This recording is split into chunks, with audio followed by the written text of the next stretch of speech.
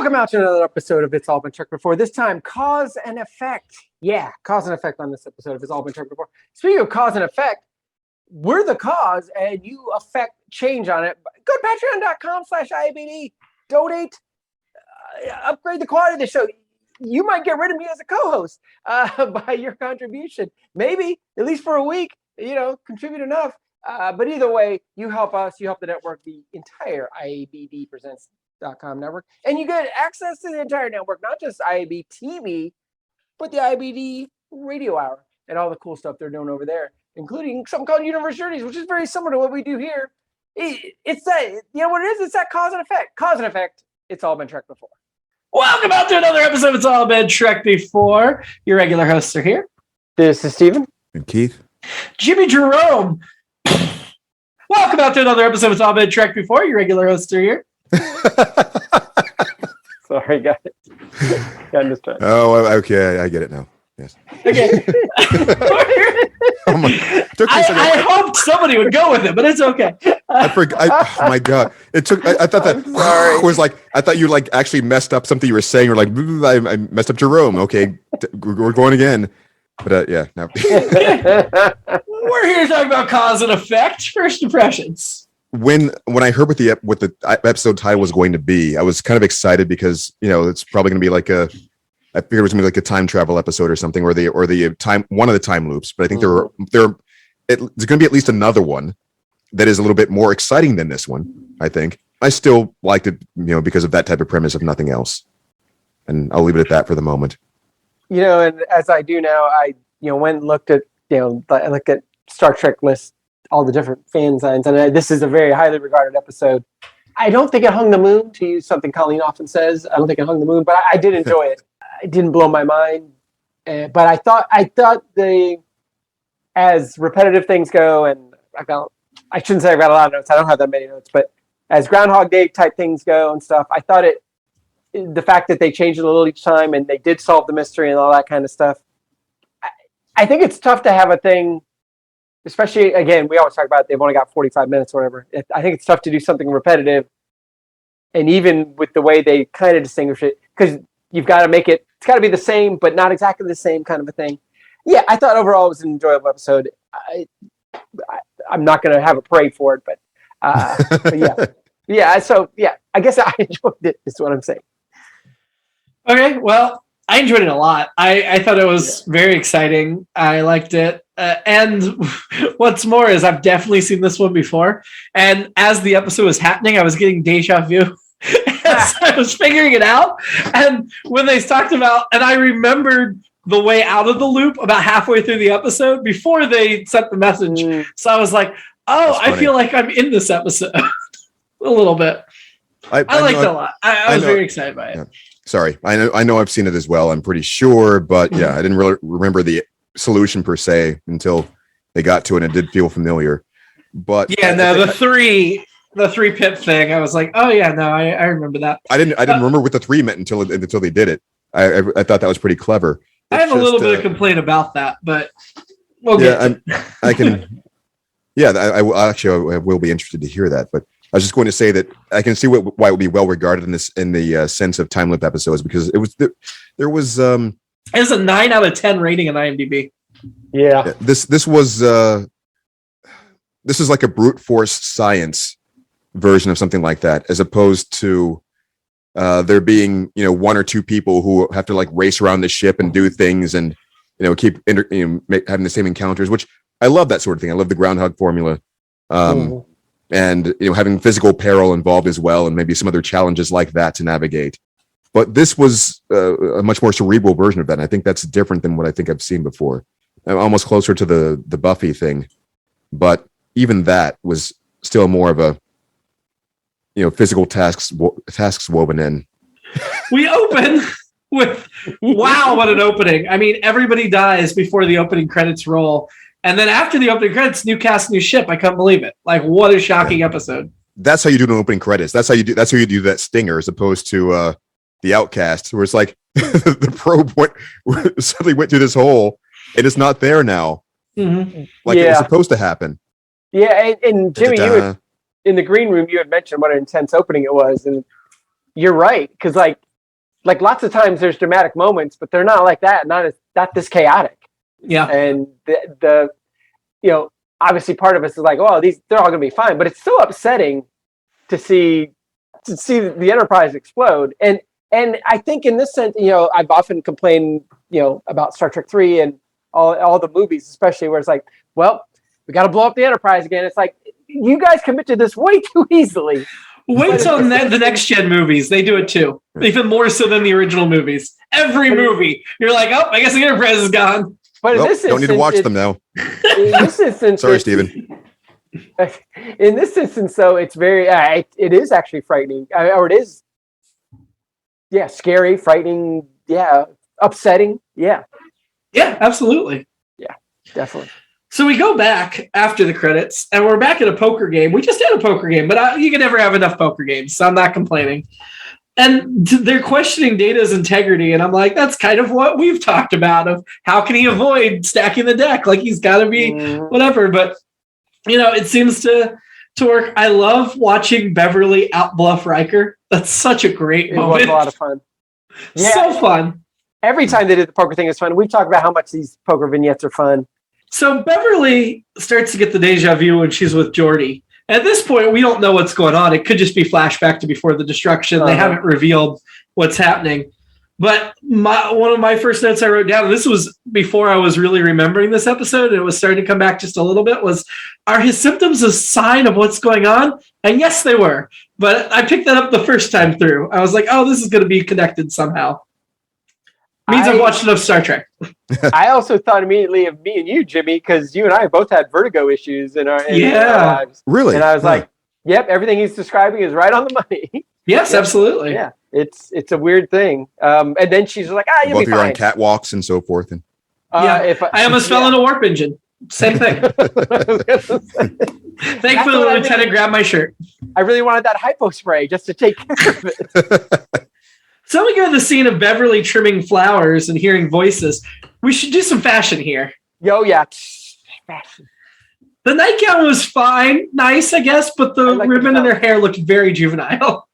The yarn in her hair, whatever it was. I love the pajamas. I found the hair tie, I'm going to call it a hair tie, for lack of a better fashion term. I found it very endearing, I will say. Yeah? I did not. Yeah. I have a couple more fashion notes, but why later, and I don't remember what iteration it is in the episode, but she goes to see Picard and she puts her uniform on, but she still has the hair tie. I saw, yeah. Like, isn't there some kind of casual outfit in between uniform and pajamas? But my only other fashion note is Rose hairdo. Because it's very... I didn't like her hair in this episode. Ensign Rose hairdo. Ensign Rose, yeah, sorry. I didn't like it, but I still like her because she's great. But absolutely. I agree with that. Was it different? Yeah, it was totally different. It was very short. It was weird. It was layered weird. I don't know. Yeah. My other fashion note had to do with Picard in the all gray uniform. I forgot that the red jacket goes over it that hangs open. I was like, okay, I like that. Because then later he puts on the crushed velvet jacket or whatever it is. I dig the hell out of that all gray uniform with the jacket over the top. I do too. It's my favorite version. I never noticed those things when I first watching it. Yeah. So then they have the meeting that the disaster happens. And I have to say, as they go on the bridge, the first thing Riker does is go up and put his foot on Data's station, like in a very alpha way. And I was thinking, while it's not out of character, my thinking on that was they probably told everybody to do something distinctive that we can remember because of what was happening. And Jonathan Frakes is like, I'm going to go and just put my foot up on Data's station. By the end of the episode, that move makes sense, but in the moment, I had the same reaction. Like, what is going on here? Like, he does his weird, I'm going to turn the chair around stuff, which is fine.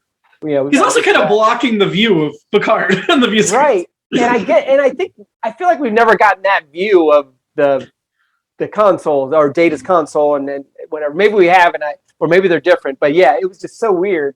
And I was going to say we have, but along those lines, I want to talk about the direction of this episode, which was Jonathan Frakes. But what I liked and what I thought kept this feeling fresh and moving which is hard to do when you're repeating the same scenes over and over, is every time we came back to the same scenes, it was from a different angle and a different shot and a different view. And he really kept it interesting. Major credit to Frakes there. I did read he and the cinematographer, director of photography, both were like, how can we do it just a little bit different? And yeah, I thought they did a good job too. Well, I thought the further into the episode, the wilder the shots got, which kind of helped with lend the feeling of what they were trying to get across. Frakes is widely considered, I feel like, the best Trek director, both for films and for television. They let him do a lot of it. He still is directing a lot of the new stuff. Yep. And directed multiple feature films as well. And I think we're already seeing why. He's just so good at this. No, I don't know. It's like as we're going through the series at this point, I have appreciated Frakes and Riker a lot more than I did during the first run. And things like this as they come up, I worry that we're going to find something out eventually. But no, there's nothing bad about it. Oh, you mean real life? We're gonna find out that Frakes is a scumbag of a human being? Yeah, something like that. I don't think that's possible because of how many people just love him so much. I have stuff on that later in the episode, Keith. So really? Alert. I really think if Frakes, not Riker, we know Riker's not a creep, but if Frakes had been a creep, it would have come out by now, and his former castmates would still love him so dearly. Yes, I think so too. I hope so. The two solutions offered here, I'm still in this first go round, last note in the first go round anyway, but Data had a very simple solution, the tractor beam. Riker's suggestion that comes out faster is ridiculous. Blow out the shuttle bay and let it explode. And look, I get that in a crunch, that might be a good solution. And so I don't begrudge it as an option, but for that to be the first thing out of his mouth and not just let's try the tractor beam first. It felt a little off, and it felt like just in there to give them the out later. Right. Yeah. Interesting. And I thought, what if they did both? I thought that too. I thought that by the end, I thought that as well. So too. Why not both? Early on, I can't remember at what point, because I think Crusher's the first one who's like, this is weird.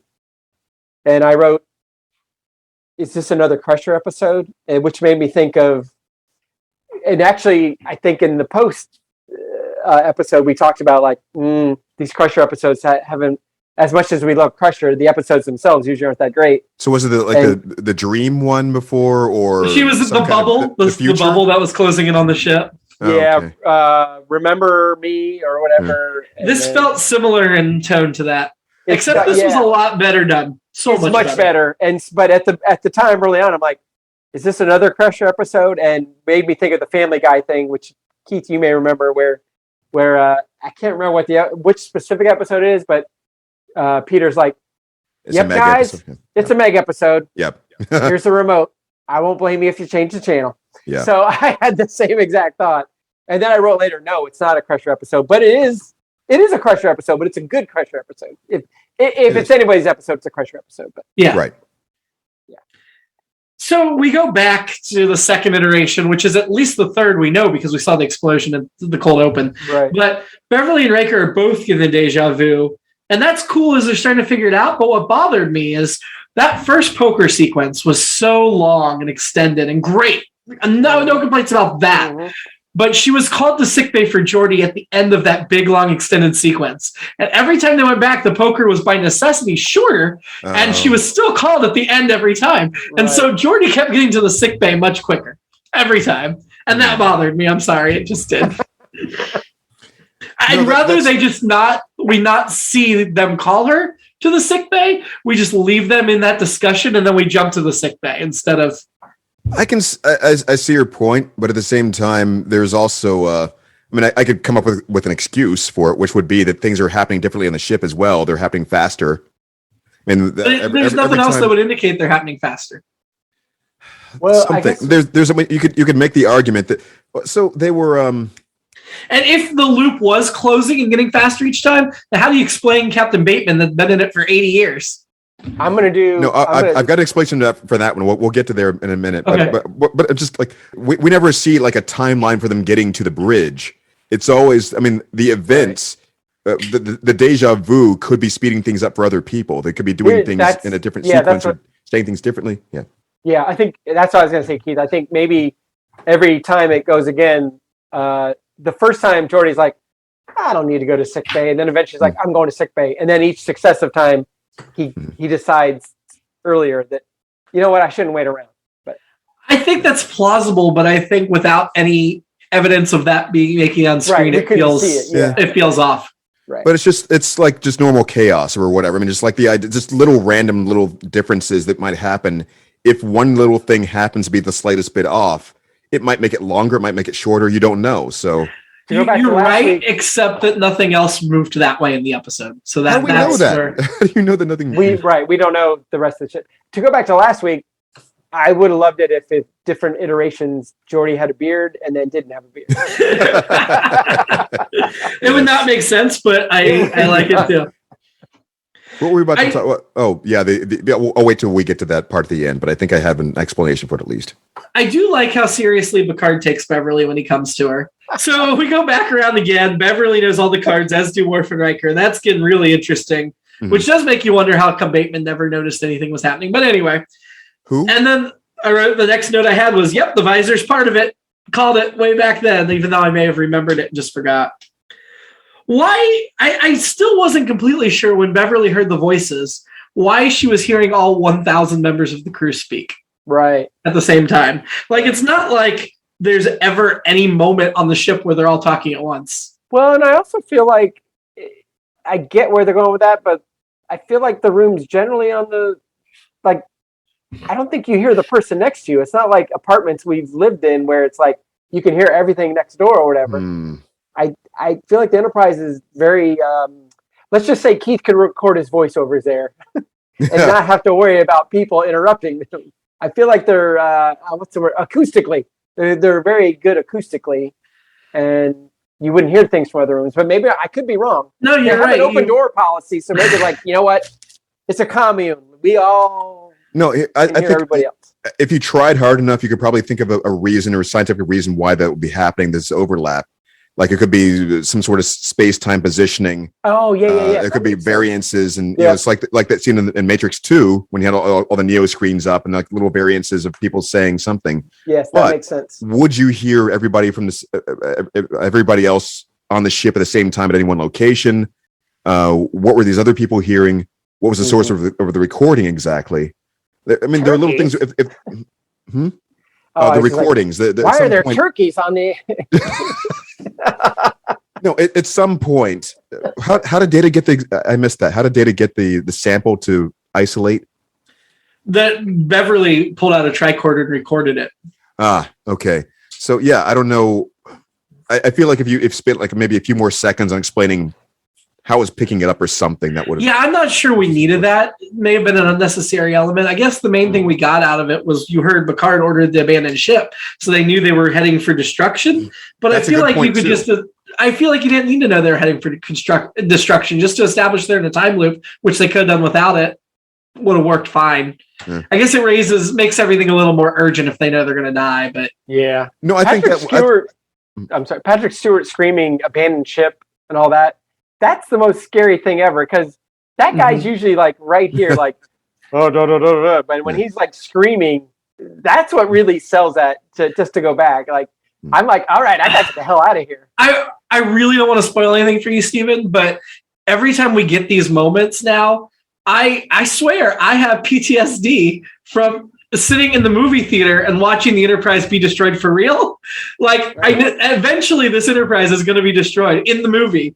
And it's such a jarring event when it happens. Like, because Star Trek 3, that was jarring to watch the Enterprise go down flames, but it was a pretty quick sequence. When the Enterprise D goes down, it is not a quick sequence. It is extended, and it is painful physically to watch, especially on a big screen. We're going to have to come up with some way to watch it on a bigger than a 55-inch. It should be painful. It should be, absolutely. And so when I see things like this in this television show, all I can think is, yeah, but in a couple of years, this is going to happen for real, and it's going to hurt. And I'm not ready for it. I don't know. I'm already sad about it happening later. I feel you. Oh, the idea of being able to hear that they're going to explode. I think there was some, I don't know. It felt like for the time frame that they had, even more important than establishing peril. I think that was a crucial part of the puzzle for them to even know that they needed to solve something. It didn't necessarily have to come through with like the 1,000 voices or something like that, but I think they needed to know something was going to go wrong in that way. Well, I mean, they knew they were in some type of bubble and repeating, and I think that alone, like, we're stuck in this, we need to get out of it, is enough of an emergency. Well, no, but I mean, you need to know what the end is going to be, even if it's not an emergency. It's like there's going to be an end to this loop. We need to where there's a start point, there's an end point. That was like part of it. They figured if we avoid this accident, it'll probably do it, and always led to the idea of, well, we need to think about like what direction we have to go when we get there, and blah blah blah. So. Yeah. Mm-hmm. So when Data sends himself the message on his little wrist cuff thing that they figured out how to send the message, he should be typing faster. He's typing human speed, and we know he can move much faster than that. Because we see him shuffle cards so fast in this very same episode.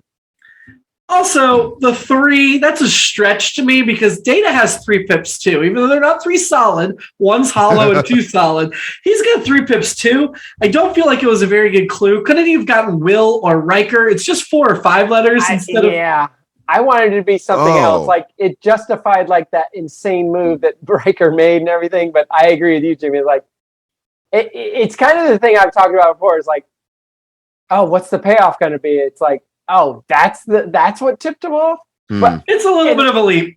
It is, but I mean the journey is still good. Yeah, and the fact they finally, and again, it's something we talk about. Is like, oh, they do figure it out with their brains and all that stuff. But yeah, it is a weird. I was going to say I have a minor justification or possible justification for that, and that we saw how it played out. That it played as a pattern that could be observable numerically, which is something that could have tied into the cards, could have tied into other things. What I'm starting to wonder, again, I guess I wasn't watching visually what was going on there with it. So Data was the one who was in charge of like doing something to. Yeah, he was going to send a message back, but they didn't know what the message would be. Okay. And then right before they were destroyed, he's like, oh, now I'm going to type a message. So, but all he did was send back 3. But not just that. Somehow he made it so that he was able to shuffle a deck. In the way to do all 3s and then 3 of a kind, without even realizing he was doing it. And then 3s were showing up in the computer all throughout the ship, which he theorized he must have done. Yes, so he was telling himself to plant it. So it's almost like he was like giving himself like another reprogramming himself somehow. But couldn't you do something else? Like maybe program trombone and everybody's walking around with boners, and I don't know. I just no, I know what you mean. It's contrived in the sense of. We need to have something so obscure that it's that one little thing at the end of the payoff, right? But I mean, yeah. Well, then the last time through, and this goes back to my complaint with Geordi too, if Geordi gets to sickbay quicker every single time, and I wrote repeatedly like, oh, he's quicker this time, but we get to that last time through, and they come up with the idea of the message because they're like, well, that's a message I would have sent, but they haven't even like constructed the thing to send the message yet, and now they're going into the crash. And so they take them so much longer that time through to even figure out what's going on. I don't know why it would. That the timeline didn't quite add up there for me. These are minor gripes. I still really enjoyed the episode. So is that for the final run? So maybe that was to establish stakes. Like if they don't do it this time, it's going to start all over. Or, I don't know. Well, see, I think Discovery basically does the same episode in season 1. And I think they did it a little bit better of establishing the stakes. Oh, they cleaned it up a little bit. Yeah. I love that. Right. Yeah. So we saw the. When do we spoil it for the audience or just go? No, let's leave them. Let's leave them wanting more in 15 years. Yes. As Data figures. Wait, did you say 15 or 50? I said 15, but it might be less. It's probably going to be less. Yeah. Or more. So Riker looks as shocked at Data figure out the solution as I would be, because I'm like, that doesn't make any sense. Mm-hmm. Yeah, I liked Riker's reaction. on the subject of Data and the cards, I had that written down. Just like you could definitely program yourself or set yourself, so to speak, to randomly shuffle the cards if you didn't want to know what the outcome was. I mean, even if they seeded it with like people just like mixing them in, if he doesn't know what they are, he can't do it. So. or he could choose not to look or not to know. Yeah. For an algorithm. When they escaped, they found out that they'd been in the loop for 17.4 days. I really appreciated the specificity that it was like a 24-hour loop or something like that. Yes. The Bozeman, gone 80 years roughly, which allowed them to reuse Star Trek 6 sets and costumes. Yeah, always saving the budget. But man, this was way too brief a cameo for Kelsey Grammer. At this point in his career, he would have been pretty well known. They wanted to use original series set, and then they couldn't get it together, budget reasons or whatever. And then they also wanted to have Kirstie Alley standing behind him for scheduling reasons. As Savick? Yes. That'd be funny. She probably demanded $10 million to do it. It was, and maybe that was her excuse. Was like, well, if you're not going to pay me, I have a scheduling conflict. But that she went with that scheduling conflict. But I'm with you, Jimmy, because two of my 3 alternate episodes are Kelsey Grammer related, because it's like, for me, that crew coming, through the out of the time loop finally, and their experiences going forward, that's a whole season of stuff. So that's one of the episodes. The other one is just Frasier in space. If Bozeman's actually Frasier as a captain of a ship. I'm sure you will not be surprised to learn there's at least one novel with the adventures of Captain Bateman. That makes total sense. And this is set after he comes out of the time thing. It makes total sense. Yeah. And, and this gets to the thing I alluded to earlier, Keith, which is do not read the Kelsey Grammer Wikipedia page. Oh, no. Just don't go too far down. Either way, great actor, man. If Kelsey Grammer came back and did this part now, I'm totally on board. I don't care what his Wikipedia page gets into. Oh, the guy's a good actor. I would enjoy more Kelsey Grammer in Trek, and I think it could fit into a nice season of Star Trek Picard. He's going to be great, and what would be great is this actually gets to my Frasier in space thing. Is if you have the writers of Cheers and Frasier, if they're still alive. I don't know if those guys are still alive. Sorry, guys, but if they wrote like a Lower Decks version of those guys, 80 years launched in the future or whatever, Paramount Plus, if you're listening, I got an idea. So my alternate episode, and this is going to spoil something for you. We watched the 25th anniversary on VHS. Wait, for me or for everyone or the audience? It's like I don't know. So there's a 30th anniversary on VHS, and they did a sketch on stage with the cast of Frasier, except for Kelsey Grammer. So my alternate episode is we have that crew. That's I don't remember all the actors' names, but it's the brother and the father and Daphne and Roz, and they're David all on the bridge of the starship. Carrie Gilpin and Jane Lead and John Mahoney's. Yes, and the dog. And the dog was in it too. But also rest in peace. But they put all of them. They put all of them on the bridge of a starship with Kate Mulgrew for the 30th anniversary. That's great.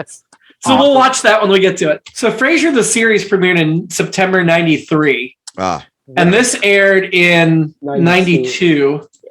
Okay. This would have been spring of 92. So this would have been just a few months before Frasier premiered. Yep. So, but by then he'd been on Cheers for how many years? 8 years or 9 years. Yeah. Yeah. Right. But he's not a Sam Malone at that point. He's not Frasier yet. That's not my point. I'm not trying to say he's not big enough at this point to be a big deal, but at the same time, there's something to be said for having like a name actor doing like a quick little thing. That's kind of like a badass move in and of itself, Yeah, it's kind of like the Corbin Burnson in Q. Yeah, Q2. The second Q. Yeah, I know what you're talking about. He has a number of credits before this. I mean, he played Fraser Crane in an episode of Wings before this as well. Oh, yeah. So that character was well known enough to make it transition onto another show. I think he'd been Sideshow Bob by now too on The Simpsons. Oh, most likely. I think so. Makes sense. Oh yeah, that's probably the first few seasons. They would have had to have done it by then. Yeah. Yeah. So yeah. Yeah, so I think he's definitely somebody that a lot of people would have recognized. He may not have been full household name yet, but yeah, oh yeah. Regardless, so as I said, I mean, whether he's too big or too small, I think that was. I mean, the cameo would have been worthwhile regardless. Oh yeah, no, it was great. I mean, even I saw his name in the opening, credits, and I was like, I can't wait for this. But seeing him at the end, I'm like, yeah, I did, and it was still like, no, this guy is it was perfect, especially being in the Wrath of Khan era uniforms. That's my favorite Star Trek uniform, as I think I'm on the record of saying. Me too. And it's like my favorite style of bridge too. The graphics, everything. That's my favorite era of Trek. I should go see how much money I'd have to spend to get one of those. I think they're reasonable. They've sold costume versions. Yeah. Oh, that makes sense. Yeah. I bought into the modernization, and I think I really like the Discovery best at this point. Really, the new Discovery? Well, like the track suits and stuff. Those kinds of like the newer style of Discovery. I have many fashion thoughts on Discovery. Well, Discovery's on like their 4th uniform now, so I'm not sure which one. No, I'm talking like I guess maybe the first couple seasons of it, because the blue. Yeah, when like the thin stripes or the racing stripes and the kind of like No, those remind me too much of Star Trek Enterprise, and I hated those uniforms. Most of mine are about Burnham's hair. Those are most of my fashion thoughts. I like both versions, by the way. Her hair's wonderful. Her hair's wonderful. I like both the later episodes. I just lose my mind. All right, now I'm glad you're reminding me, because now we have to do it. We the marital we have to get back to it. Got off track, but yeah. Yep. Discovery. Oh, sorry. I thought you meant get back to what we were talking about in this episode. No. I mean, get back to watching. We probably should get back to the episode as well. So, we need to. But one more note about the Discovery uniforms. This drives me absolutely crazy. They introduced brand new uniforms in the season 3 finale, and in the season 4 premiere, they were in different uniforms. Yeah. Those episodes they made for the season 3 finale were just for one episode. They would never do that in old Star Trek. The budget they have now, where they can make a whole set of uniforms for one episode, is crazy. Yep. Nobody in this era would have imagined that kind of budget. It's a golden age, and also probably they're cheaper in some ways to produce at this point than they would. 30th century, they're not even algae based by then. To lead back to so wasteful. They're probably programmable matter. Anyway, that was the animated series, right? The algae thing. Yeah. So is that not canon then? Oh, yes, it is. The animated is now canon again. Oh, that's right. Because it was, and then it wasn't, and now it is. Okay. I thought that they established it outside of that at some point as well, or maybe they did, because they did, but it's back. Established the algae in particular outside of animated. I didn't realize that was even from the animated series. While we're talking about 1992 and 93, obviously a very Groundhog Day episode. But Groundhog Day didn't come out till 9 months later after this. Oh my God. So they were probably filming, which is my other alternate episode, is just a more romantic version of this.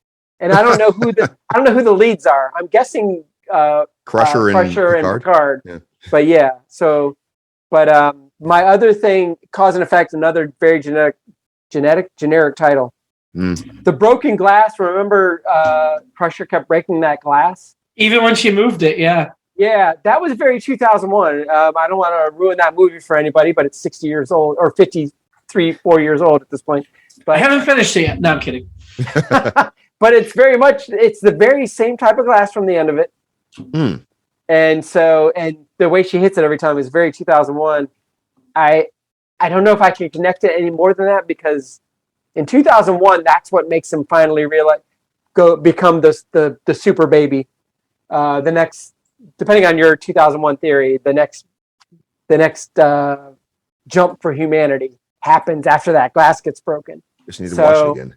I don't know. It's the same thing. I guess in this episode, it's not a jump for humanity, but it keeps happening.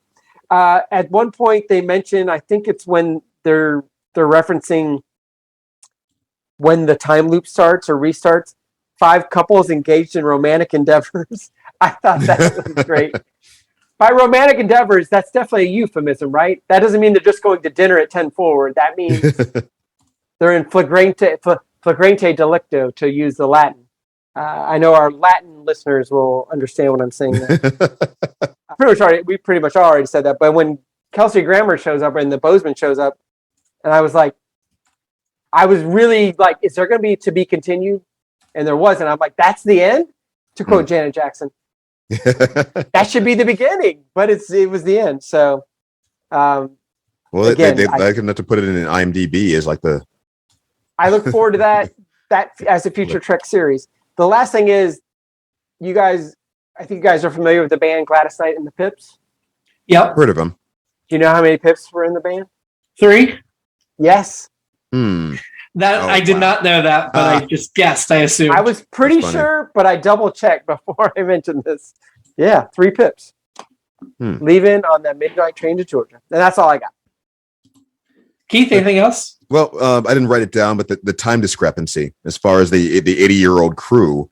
So they're from their perspective, they probably came through this wormhole or whatever unsuspectingly, and within less than a minute or maybe seconds later, they are in a collision course with the Enterprise, who happens to be there at their own present time. And so the Enterprise is a different lead up time for this loop than the other ship would. Well, the other ship's been in this loop a lot longer. Well, yes, from their perspective, but they're only getting like maybe seconds or minutes worth of being in this anomaly before they're being hit, so they don't have time to accrue the same kind of what the buildup or whatever to solve this puzzle. They probably aren't perceiving enough to even notice that they've been there for that long. Yeah. For them, it's probably 17.3 days as well, but they are coming from 80 years in the past. Do the Bozeman, do the people on there even know they're in a time loop?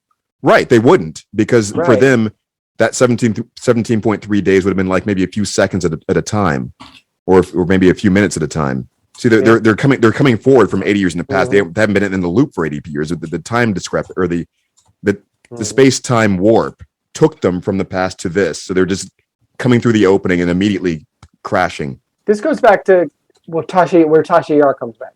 What am I thinking? Oh, I know what you're talking about. Yesterday's Enterprise. That's what I'm thinking of. Yeah. Yes. So is it? I guess maybe a similar thing.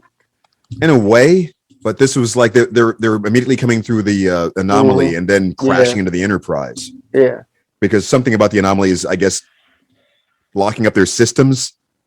It's also very Rathacon. The Mutara. Mutara, yeah. The way it comes out, and it's a Reliant looking vessel. So yeah. Very reminiscent of that. So I guess the idea would be that they kept showing this diagram of how they were going over this thing and back across it. There was probably be some sort of nexus point or like an event horizon or something where they're locked in place, and once the collision happens, it resets. And the 80-year-old ship is spending less time in that phenomenon than the Enterprise is, or at least traveling to that point or going through it. Does we don't know if the Bozeman blows up, right? No, we don't know. That we never saw that. And why couldn't they? I guess maybe they lost all power and helm. That's what I'm assuming as well, because it doesn't make any sense that the Enterprise would, unless I think they don't answer the hail, so yeah. I think we're supposed to assume at this point that there is some hostile intent happening with these ships, right? So they make it look like this kind of like an alien kind of hostile entity. Which the last time we saw a Reliant type vessel, it usually means somebody's taking it over and it's gonna get you. This was written by Brown and Braga, one of the usuals. Let's get to the rankings. Annoyance. Who was your annoyance this week? I don't know if my annoyance was the Riker move. Well, it'll be Riker then, wouldn't it? I know in a way it saved the day, but I don't know if that's the cause or the effect. So it's my annoyance for the episode. So the venting of the not the shuttle bay, the leg. The leg. Yeah. Him putting his foot on Data's console. That's my annoyance to the episode. And I don't know if that caused or affected things. I'm going to go with Data for his crappy cryptic message that he probably shouldn't have been able to interpret. Even though I don't really have an annoyance, I wasn't really that annoyed. I'm going to have to choose Jimmy's. That was pretty good. I mean, that's probably one of the holes right there. It is a strange thing for him to choose. Yeah. Are we all having a drink with Bateman? I thought about it, but I went with a nightcap with Crusher because I liked her whole getup. Okay. But I'd be mad if she showed up in her uniform. Mad's strong. I would be disappointed if she showed up in her uniform. I'm going with Bateman. I want to find out what's going on. That's a good call. That is I going with Jimmy again. Yep. We're on it today. Yeah. Let's start the rankings at disaster. Better or worse than disaster? Disaster's probably that has to be one of the most generic ones ever, hasn't it? I mean, Not to influence you too much, but disaster only has an 8 out of 10 rating on IMDb as opposed to the 9 out of 10 for this one. How high do we have it ranked? It's number 7. Okay. which I guess it doesn't really translate to stars very well. I HBO, on the other hand. want to go above disaster. Thank you, Stephen. I really liked this episode, so I want to go above. Yeah, as much as I said it didn't hang the moon, I think I put it above disaster. Yeah, I mean, it's still. Although I remember enjoying disaster, but Above that's the game. That's Wesley and Ashley Judd. I didn't realize that was this season. That's amazing to me. I mean, that felt like just a lifetime ago. Apparently, that game is now rendered harmless because they were playing it on Star Trek Prodigy this week. I had the same reaction, like, oh no. Well, hopefully I'll forget in a couple of years whenever that happens. Yeah. When I get to it. It wasn't a plot point. It was a visual gag. If you blinked, you missed it. I don't know. I mean, I like. I'm still going above. Yeah, I think I am too. Again, I thought that was a fun episode too. But yeah. I think I'm gonna go above too. I might disagree, but I would need to hear what is above it, and it doesn't matter anyway. So let's go. Above it is New Ground. That's the one where Worf takes custody of Alexander. Ooh, I'm still going up higher. I like that one, but I'm still going up. I'm surprised. I really liked this one. I'm not sure I got that impression. I mean, that really is surprising. I don't know. I had nitpicky things, but overall, I found it a lot of fun and interesting. I will say, while I'm in favor of above New Ground, that's where I stop. I'm not arguing for any higher than that. Above that's Ensign Row. I don't think it deserves to go above Ensign Row. Yeah, I think I can go with that. Yeah, above New Ground, below Ensign Row. Yeah, I think so. Like every episode you're mentioning, I'm like, oh, I like that one. But I can't remember what I love. Right. But I like them all. So it broke new ground, you're saying? Yeah. Oh, that's awful. I'm sorry. But, what do you think, Keith?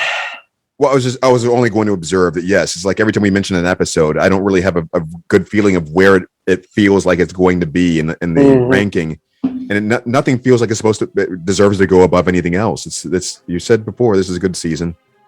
I mean, that's a good place as any at this point, I think.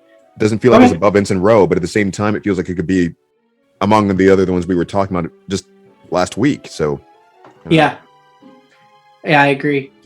Next week, we are watching The First Duty, which we'll watch in person as long as nobody has any sick symptoms. Hopefully. Cross your fingers. Wesley Crusher's team has an accident at Starfleet Academy. Picard offers to help a Starfleet investigation as to what happened and begins to suspect they are hiding something. So back to Earth, back to Wesley Crusher next week. First Duty isn't about a newborn. First Duty is not about a newborn, no. Okay, all right. Until then, live long. That's a good edit point, I think. And live long. And prosper. And live long. And live long. Next week, First Duty. And prosper. In threes.